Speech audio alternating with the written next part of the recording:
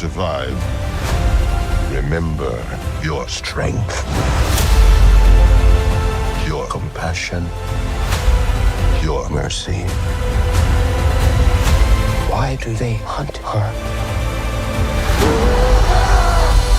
She knows the human secrets. I have a name. May. I know where they're taking your clan. You chose a human over an ape. This was a human place. It is not yours. It is now, isn't it? The elders did not tell us everything about this world. Nor bend for your king. Never.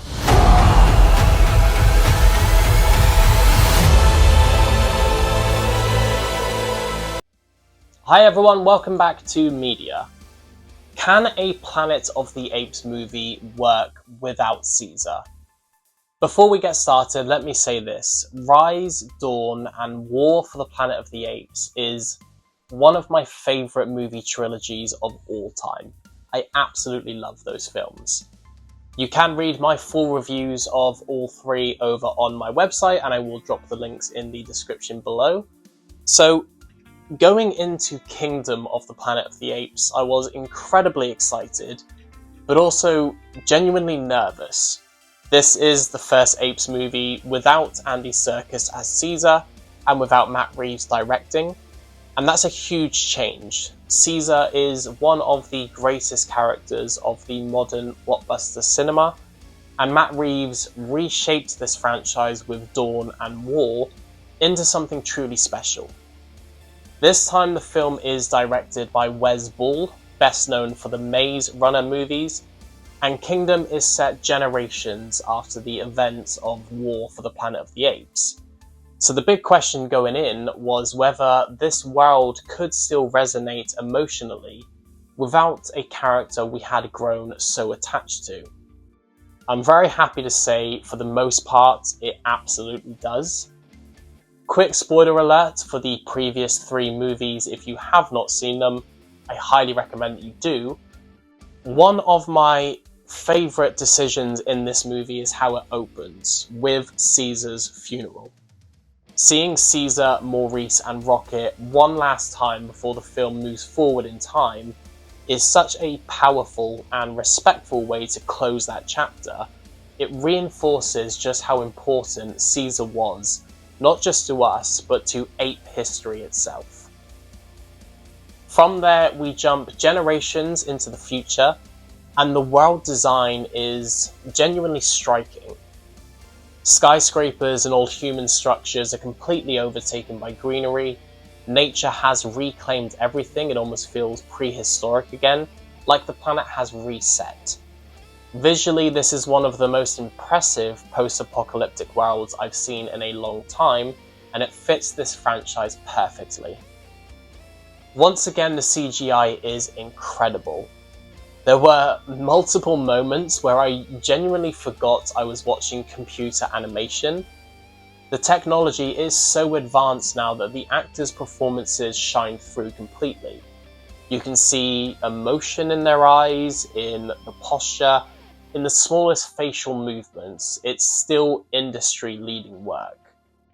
The apes' speech has evolved further too. They're more articulate than before, but not fully fluent.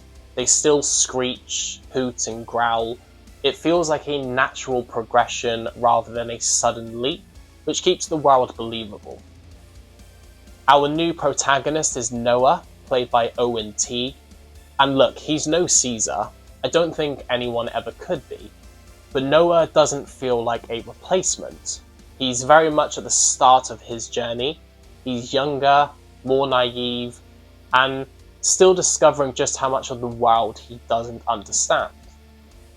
There's a really important moment early in the film where Noah encounters the telescope at the Griffith Observatory. It's a quiet scene, but it says everything. That's the moment he realizes how vast the world truly is and how little he knows about it. By the time the movie ends and he returns to the telescope, it feels symbolic. His journey isn't complete, it's only just beginning, and that honestly made me excited to see where his story goes next. The scale of this movie feels larger right from the start.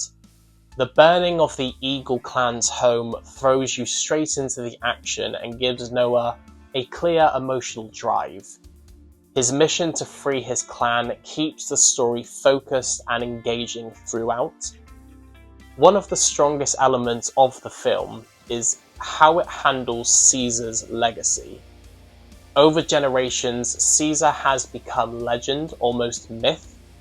But what's fascinating is how his teachings are interpreted differently.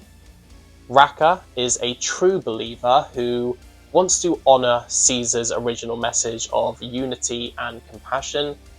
Proximus Caesar, on the other hand, twists Caesar's words for his own selfish ambition. He sees himself as a prophet. Proximus, played brilliantly by Kevin Durand, is essentially a cult leader. He uses Caesar's name to manipulate and control others, building power through distorted belief. He's a menacing antagonist, and one of the most interesting villains the franchise has had. Humans, at this point, are largely seen as pests. Many apes don't even realise that humans were once the dominant species on the planet. May, played by Freya Allen, is the only human we follow for much of the film, and through her, Noah begins to understand just how much history has been lost. When May speaks for the first time, it's not as jaw-dropping as Caesar speaking in Rise, nothing ever could be, but it's still impactful, especially because you never fully know whether any intelligent humans remain due to the virus. One thing this franchise has always excelled at is characters, and Kingdom continues that tradition. You grow attached to Noah, Raka, and May, and their dynamic works really well. The pacing does dip slightly in the middle of the movie, but it never becomes boring.